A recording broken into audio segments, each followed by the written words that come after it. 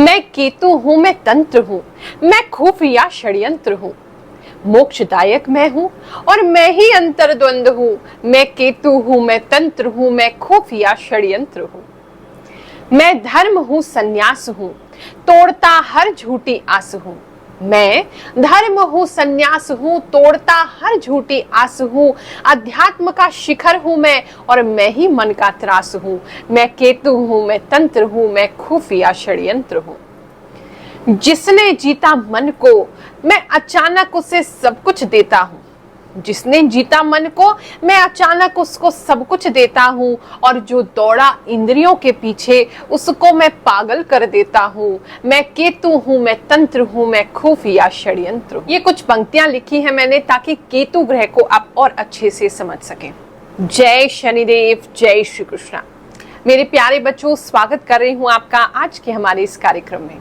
राहु और केतु का major transit 30 अक्टूबर को हो रहा है और अगले 1.5 साल यानी 18 महीने तक रहने वाला है। अब केतु का, क्योंकि राहु पर तो हमने काफी लंबी चर्चा की है आपकी राशि को लेकर के, जिसने नहीं देखा है वो वीडियो जाकर के देखे। आज हम डिटेल में चर्चा करने वाले हैं केतु ग्रह के ऊपर। केतु का जो ये ग्रह गोचर है ये आपकी कुंडली में आपको क्या परिणाम देगा। क्या अब तक केतु ने जो आपसे छीन लिया है वो आपको इस बार लौटाने आए हैं, इसी बारे में विशेष चर्चा करेंगे।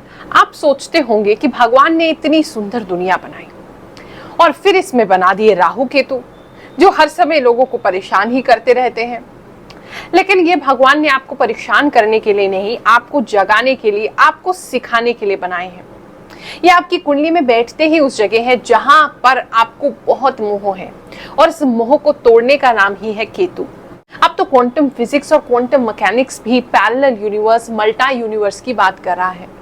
यानी कि ब्रह्मांड में अगर ये ब्रह्मांड है, इसमें आप हो, तो एक और ब्रह्मांड है जहां आप वहां पर भी हो। सुनने में बहुत अजीब लगेगा और बहुत ही लंबा डिस्कशन का ये टॉपिक है, इसके बारे में कभी और चर्चा करेंगे। लेकिन बस इतना समझ लो कि ये जो तुम जीवन जी रहे हो ये एक सपना है।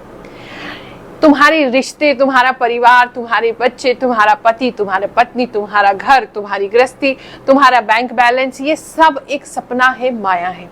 और इस माया को तोड़ने का काम करते हैं केतु। केतु ही वो पावर है जो आपको रियलाइजेशन कराते हैं, उस सपने को तोड़ते हैं। उठो, जगो, यही तुम नहीं हो बंदे, इसके आगे भी तो बहुत कुछ है, इससे पहले भी तो बहुत कुछ था और आगे भी बहुत कुछ रहेगा। वो रियलाइजेशन का नाम है केतु।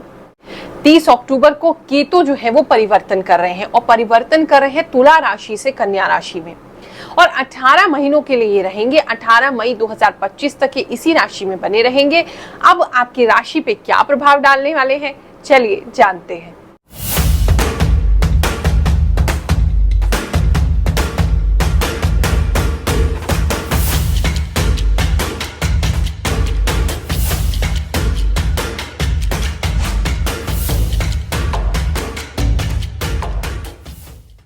इस राशिफल को हमने 2 पार्ट्स में डिवाइड किया है। सबसे पहले हम वैदिक एस्ट्रोलॉजी से जानेंगे कि ये जो ग्रह गोचर है ये कहां इसकी दृष्टि कहां पड़ेगी, केतु आपको क्या परिणाम देंगे। और दूसरा जो इसका पार्ट है उसमें मैं आपको आभास से, यानी जो इंट्यूशन मुझे आती है उसके माध्यम से बताऊंगी कि आपके जीवन में क्या क्या प्रभाव इसका होने वाला है और अगर कोई स्पेशल मैसेज आपके लिए है वो आपको जरूर बताऊंगी।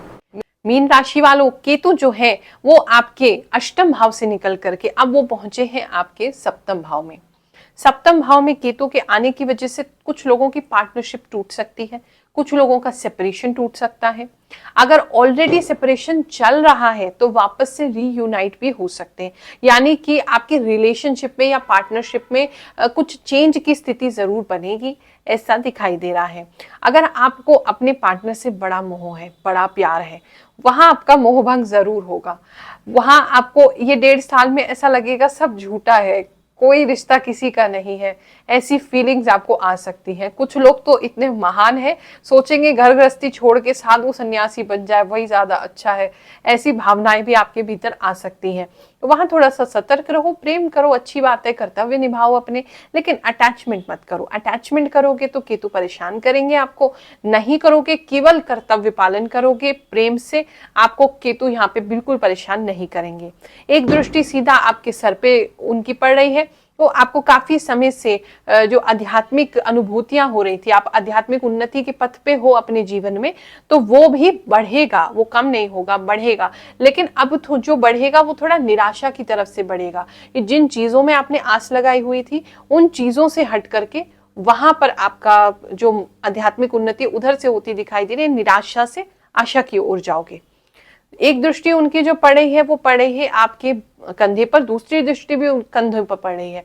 तो कुछ लोगों को कंधों में दर्द, सर्वाइकल की प्रॉब्लम, नेक में प्रॉब्लम ये हो सकती है। बहुत ज्यादा मोबाइल ऐसे देखते हो, ध्यान रखो। टीवी बहुत ज्यादा ऐसे देखते हो, ध्यान रखो, थोड़ा प्रॉब्लम आपको ज्यादा बढ़ सकता है, इतना कि आपको नींद आने में भी तकलीफ हो सकती है। वहां आपको थोड़ा ख्याल रखना है। एक दृष्टि केतु की पड़ रही आपके धन के स्थान पर, तो धन तो आएगा लेकिन सेटिस्फैक्शन साथ में नहीं लाएगा।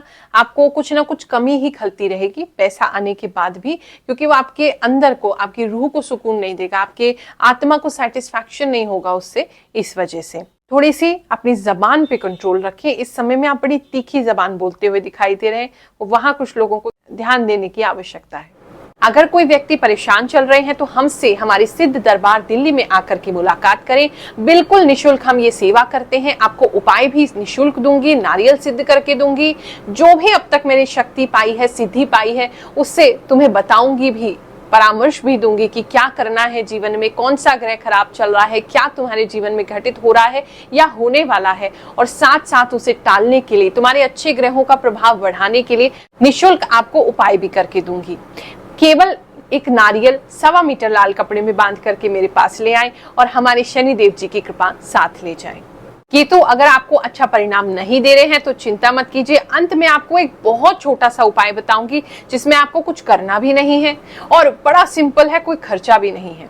तो अंत तक वीडियो में बने रहिए। मीन राशि वालों, केतु जो है वो आपको आपके पास्ट से निकालेंगे। इस समय में आपने जो अपने पास्ट में बहुत सारी चीजें देखी हैं और उससे आपका मन जो है वो काफी परेशान होता है। जब अकेले बैठते हो, सोचते हो पिछली बातों में, किस प्रकार से लोगों ने आपके साथ धोखा किया है, बुरा किया है, जबकि आपने उनके लिए बहुत अच्छा किया था, तो आप बहुत परेशान हो जाते हो। तो वो परेशानी केतु आपसे लेना चाहते हैं, लेकिन केतु की परेशानी लेने का तरीका बहुत अलग होता है। तो वो आपको पहले बहुत ज्यादा पेन देंगे और फिर उस पेन को खींचेंगे। वो वहां आपको थोड़ा अलग सा डिफरेंट सा एक्सपीरियंस हो सकता है। फैमिली लाइफ आपकी बहुत अच्छी होगी, फैमिली का सपोर्ट इस समय में आपको काफी मिलेगा। तो उस पेन की वजह से, उस जो मानसिक तनाव की वजह से, या कुछ लोगों को थोड़ा डिप्रेशन भी फेस कर सकते हैं, उसकी वजह से फैमिली जो है वो आपके पास आएगी। आपकी फैमिली आपको कडल करेगी, आपकी फैमिली आपके साथ समय बिताएगी, आपको चीयर अप करने की कोशिश करेगी, तो वो बहुत अच्छा है।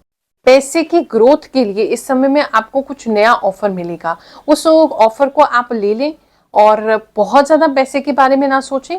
वैसे तो समय है केतु का, आपका बैक ऑफ द माइंड में कहीं आपका जो विजन है वो पैसे को लेकर रहेगा, लेकिन केतु जो है वो किसी मोह में आपको पड़ने नहीं देंगे, तो आपको उसे निकालना होगा। आप पैसे को ना लेकर के अपॉर्चुनिटी को देखो, ये देखो कि कितना ग्रोथ हम इस सिचुएशन से कर सकते हैं, इससे क्या सीख सकते हैं, तो आपके लिए वो बेनिफिशियल हो जाएगा। वरना सिर्फ पैसों को लेकर के चलोगे तो ऑफर पैसों को लेकर के थोड़ा कम हो सकता है, लेकिन आपको लाभ बहुत करेगा लॉन्ग रन के अंदर। इससे, इस एक अपॉर्चुनिटी से, इस एक ऑफर से आपको आगे चल के बहुत सारे ऑफर आएंगे, तो इसीलिए आपके लिए अच्छा है। साल के मध्य में राहु केतु दोनों ही आपको घेरने का प्रयास कर सकते हैं। थोड़ा सा आपको ऐसा लग सकता है कि जैसे जिंदगी बहुत ज्यादा ही कश्मकश से गुजर रही है, बहुत ज्यादा ही स्ट्रगल इसमें बढ़ गया है, लेकिन थोड़ा सा मैनेज कर लोगे उस समय को तो वापस से चीजें जो सही हो जाएंगी। और ये जो समय भी आएगा ना, मुझे लगता है कुछ ना कुछ आपकी बुराई जो आपके अंदर कमी है, देखो कमी तो सब में होती है, देखना कोई नहीं चाहता, बुरा लगता है, ये केतु का काम है उस कमी को ठीक करना। जैसे ही उस कमी को आप ठीक कर लोगे ना, तो आपको राहु केतु का ये जो एक्सेस जो बन रहा है ये आपको परेशान नहीं करेगा, ये आपको अच्छा बनने में और आपके साथ अच्छा होने में आपको हेल्प करेगा। साथ में कुछ लग रहा है मुझे कोई ऐसा व्यक्ति जो उम्र में बड़ा है और हाइट भी उनकी लंबी है, उनकी तरफ से इस समय में आपको हेल्पिंग हैंड मिलेगा, वो आपको ले लेना चाहिए, वो आपके लिए सुखद होगा, अच्छा होगा।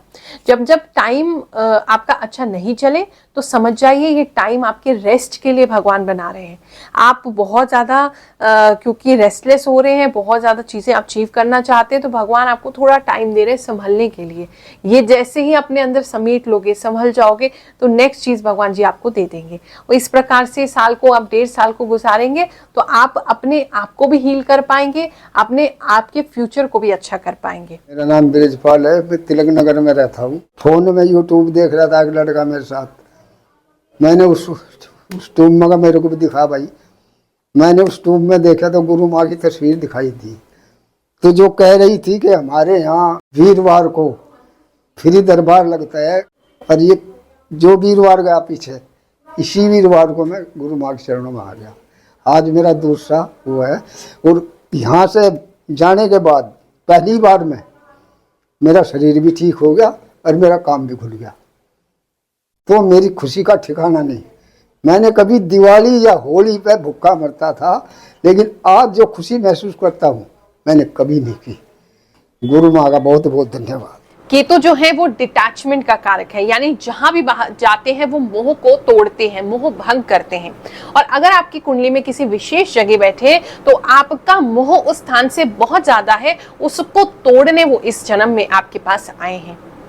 उपाय बड़ा सिंपल है, किसी भी चीज का मोह करना छोड़ दो। खासकर अगर आपको लगता है कि मैं इस चीज पे ज्यादा डिपेंडेंट होने लगा हूं या होने लगी हूं, उस चीज का त्याग करने को, चाहे मन ही मन, कोई जरूरी नहीं है कि आपने छोड़ ही देना है, मन से उससे डिटैच हो जाओ, अपने कर्तव्य पूरे करो, लेकिन आप उसमें फंसो नहीं। अपने अटैचमेंट को, यानी अटैचमेंट मतलब आपका सुख दुख उस पर निर्भर करता है।